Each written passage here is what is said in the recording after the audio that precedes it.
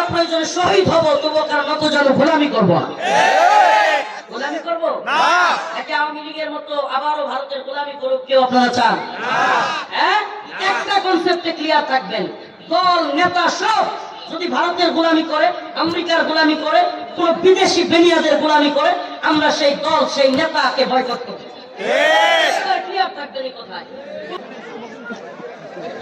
يا أيها الذين آمنوا اتقوا الله وقولوا قولا سديدا يصلح لكم أعمالكم ويغفر لكم ذنوبكم ومن يطع الله ورسوله فقد فاز فوزا عظيما الله تعالى বলেন আল্লাহকে ভয় করো وقولوا قولا سديدا সঠিক সত্য কথা বলো। সঠিক সত্য কথা বলবার ক্ষেত্রে কাউকে পরোয়া করা যাবে? ভারতকে পরোয়া করা যাবে? ইসরায়েলকে পরোয়া করা যাবে? কোন জালিমকে পরোয়া করা যাবে? আমরা একমাত্র আবারও বলছি ভয় করব কাকে? আল্লাহর রাসূল বলেছেন ইসাবাতান মিন উম্মতি আখরাজাহুমাল্লাহু মিনান নার ইসাবাতুন তাগজুল হিন্দ ওয়া ইসাবাতু মা ঈসা ইবনে মারইয়াম। আমার উম্মতের দুইটা দলকে আল্লাহ পাক জাহান্নামের আগুন থেকে মুক্তি ঘোষণা করেছেন। সুবহানাল্লাহ। আমার উম্মতের দুইটা দলকে আল্লাহ কি করছেন? জাহান্নামের আগুন থেকে মুক্তি ঘোষণা করেছেন। এর একটা দলের নাম হলো ইসাবাতুন তাগজুল হিন্দা। ইসাবাতুন তাগজুল হিন্দা। একটা দল হলো গজওয়াতুল হিন্দের মুজাহিদ। সুবহানাল্লাহ। এলা আমরা গজওয়াতুল হিন্দে শরীক হইতে চাই তো ইনশাআল্লাহ? হিন্দুত্ববাদী ব্রাহ্মণ্যবাদী তাগুতি কুফরি শক্তির বিরুদ্ধে গজওয়াতুল হিন্দ হবে, এটা রাসূলের ঘোষণা। আল্লাহর নবী বলে গিয়েছেন হিন্দুত্ববাদী জালেমদের সাথে তাগুতি ব্রাহ্মণ্যবাদী শক্তির সাথে ইসাবাতান মিন উম্মতি আখরাজাহুমাল্লাহু মিনান নার ইসাবাতুন তাগজুল হিন্দা। হিন্দের যুদ্ধ হবে, সেই যুদ্ধে মুসলমানরা বিজয়ী হবে, জালেম কাফেররা পরাজিত হবে। হিন্দুস্তানের দিল্লির লাল কেল্লায় আবারও কালেমার পতাকা উঠবে ইনশাআল্লাহ। হিন্দুস্তানের নেতাদেরকে কল্লায় ধরে ধরে বাইতুল মাকদিসের দিকে নিয়ে যাবে মুসলমানরা।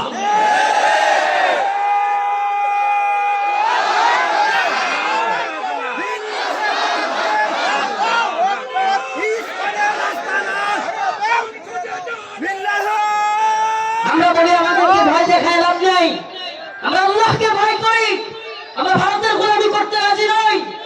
আমাদেরকে সুস্পষ্ট বার্তা দিতে হবে, মুসলমান প্রয়োজন হলে আমি তো বলি সরকারের যদি শুভ বুদ্ধির উদয় হয়, ভারতের হুমকি ধমকির মোকাবেলায় 15 থেকে 30 পর্যন্ত প্রত্যেকটা যুবককে সশস্ত্র ট্রেনিং দেওয়ার প্রয়োজন।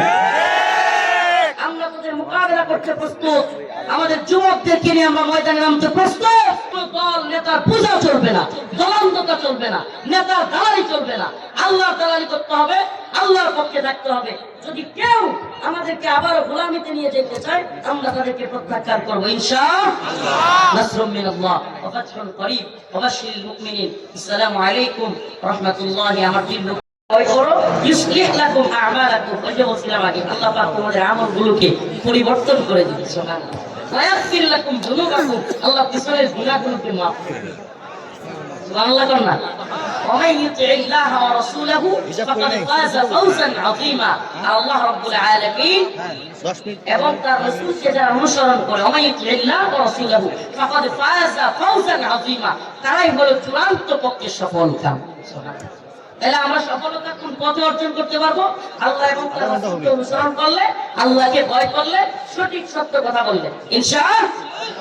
চারটা বিষয় আবার বলি, আল্লাহকে ভয় করলে, সঠিক সত্য কথা বললে, আল্লাহ এবং তার রাসূলকে অনুসরণ করলে, তবে আমরা ফাকাদ ফাযা ফাওজান আযীমা সফল হতে পারবো। আল্লাহ পাক আমাদের সবাই সফল মুমিন হিসেবে কবুল করুন, আমিন। আর জোরে বলেন আমিন। আমাদের খাস করে দোয়া করবেন। আমি আপনাদের সাথে খাস করে দোয়া চাই। দীর্ঘ পথ পাড়ি দিয়ে আপনাদের কাছে এসেছি, কিছু কথা বললাম। নামাজ পড়বেন, আল্লাহকে ভয় করবেন, কোনো ধরনের ফাহিশা কাজে জড়ায় পড়বেন না। এবং আরেকটা কথা, যেটা কোনো গুনাহ হয়ে গেলে, কোনো গুনাহ যদি হয়ে যায়, তাহলে কোনো গুনাহের ক্ষেত্রে দয়া করে দিন, পরবর্তীতে যায় এমন না হয় যেন গুনাহ করছেন, এখন হুজুর একটা গুনাহ করে ফেলছি, এখন কি আমি নতুন করে আর তওবা করব?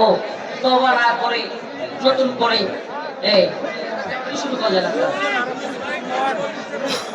এই আপনারা কি শুরু করলেন?